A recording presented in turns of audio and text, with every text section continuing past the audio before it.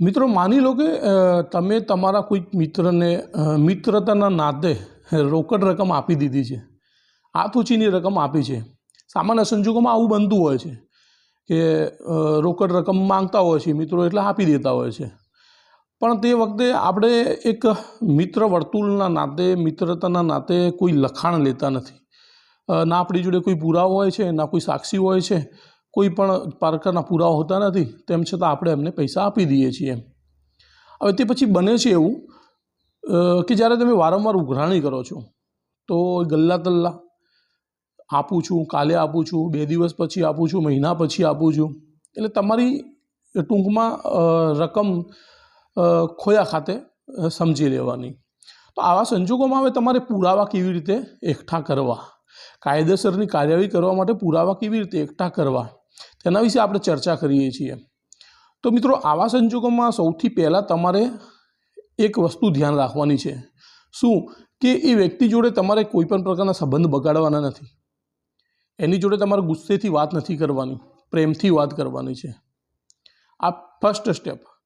Second step, એને તમે mobile પર ફોન કરો, એના નંબર ઉપર ફોન કરો, ફોન પર તમે પ્રેમથી વાત કરો અને એને કહો કે મેં તને આ તારીખે આટલા રૂપિયા આપ્યા હતા, એ તારે મારે ક્યારે પાછા આપવાના છે।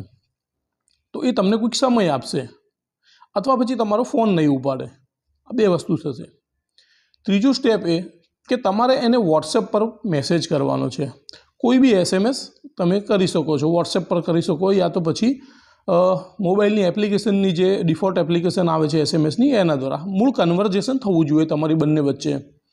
એટલે તમારે ત્યાં પણ એને એવું જ કહેવાનું છે કે મેં તને આ તારીખે પૈસા આપ્યા હતા, રોકડા પૈસા આપ્યા હતા, તારે મને આ સમયમાં પૈસા આપવાના હતા પણ તે મને પૈસા આપ્યા નથી, તો હવે તું ક્યારે આપશે મને? તો એ તમને કોઈક ને કોઈક રિપ્લાય આપશે, હા કે આ તારીખે આપીશ, કે પેલી તારીખે આપીશ, કે 2 મહિના પછી આપીશ, કે ગમે ત્યારે આપીશ, એવો કોઈક રિપ્લાય આપશે। એટલે મતલબ કે એ એડમિટ કરશે, તમારી જોડેથી જે પૈસા લીધા છે એ એડમિટ કરશે। એટલે તમારી જોડે એક આ પુરાવો થઈ ગયો। પહેલો કોલ રેકોર્ડિંગનો પુરાવો થયો, બીજો વોટ્સએપ મેસેજનો પુરાવો થયો, અથવા પછી કોઈ પણ બીજા મેસેજનો પુરાવો મળી ગયો। હવે તમે એમને સમય આપ્યો છે, એ વ્યક્તિએ સમય આપ્યો છે, એ સમય પ્રમાણે તમે એને ફરીથી ઉઘરાણી કરો।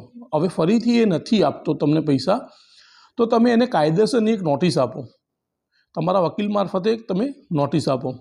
નોટિસમાં તમે સ્પષ્ટ લખો કે આ તારીખે તને મેં પૈસા આપ્યા હતા, રોકડ પૈસા તું મારી જોડેથી લઈ ગયો હતો, હવે તારે મને આ સમયે પૈસા આપવાના હતા, તારે મારે આવી રીતે વોટ્સઅપ પર વાત પણ થઈ છે, આ રીતના તે મને સમય પણ આપ્યો હતો, પણ તેમ છતાં તે મને પૈસા આપ્યા નથી, તો તારી વિરુદ્ધમાં મારે કાયદેસરની કાર્યવાહી કેમ ન કરવી, અથવા તો પછી તું જે પૈસા જે રોકડ રકમ લઈ ગયો છે એ મને પાછી આપી જા, નહીં તો તારી વિરુદ્ધમાં કાયદેસરની કાર્યવાહી કરીશ। આ રીતની એક સ્પષ્ટ નોટિસ આપો।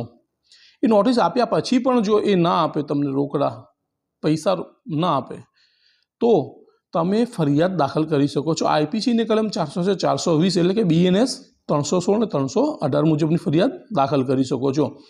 બીજું, તમે એની સામે મની શૂટ પણ દાખલ કરી શકો, એટલે કે સિવિલ રાહે પણ તમે એની જોડેથી પૈસા વસૂલ મેળવવા માટેનો દાવો કરી શકો છો।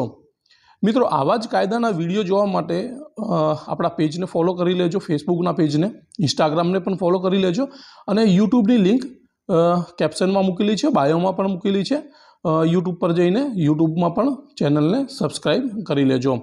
લાસ્ટ એક વાત, હવે વોટ્સઅપથી મેસેજ કરવા કે SMS જે ડિફોલ્ટ એપ્લિકેશન આવે છે એનાથી મેસેજ કરવા, આ બેમાં પણ એક ટેકનિકલ પ્રશ્ન છે, તો આપણે નેક્સ્ટ વિડીયોમાં આ ટૉપિક પર પણ ચર્ચા કરવાના છીએ। તમને જો એ ટૉપિક પર વિડીયો જોઈએ છે તો મને કોમેન્ટમાં તમે મેસેજ કરીને મૂકી શકો છો।